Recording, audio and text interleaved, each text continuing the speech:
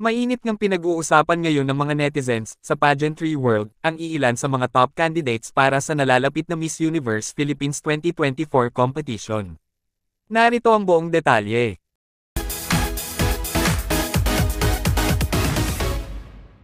Hindi pa nga nagsisimula ang laban para sa Miss Universe Philippines 2024 pageant, ay nag-uumpisa na nga ang bardagulan ng mga netizens para sa kani-kanilang mga bets para sa nasabing kompetisyon. At sila nga ay sina Stacey Gabriel ng Cainta Rizal, Victoria Velasquez Vincent ng Bacoor City, Alexie Brooks ng Iloilo, Christy Maguire ng Taguig, at Otis Manalo ng Quezon Province. Samot-sari nga ang mga komento at opinyon ng mga netizens para sa kanilang personal bet. Narito at basahin. Like her? Good speaker. Bakit di nanalo first entry? Go My Universe 2024, Stacey.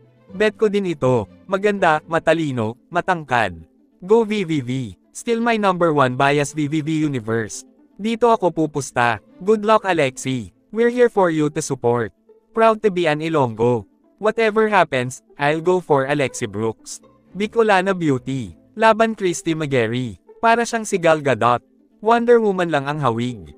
Lakas nito. Dito ako. Walang ginagaya. Natural beauty. She is ready to conquer the universe. Ito nga ang iilan sa mga naging komento ng mga netizens para sa kani-kanilang bets. Kayo, anong masasabi nyo tungkol dito? Sino sa tingin nyo, kina Stacey Gabriel, Victoria Velasquez Vincent, Alexie Brooks, Christy Maguire, at Otis Manalo, ang posibleng mananalo sa Miss Universe Philippines 2024 at maaaring makasungit sa ikalimang korona ng bansa sa Miss Universe 2024 pageant? At kung ano ang inyong komento at saloobin, just comment down below.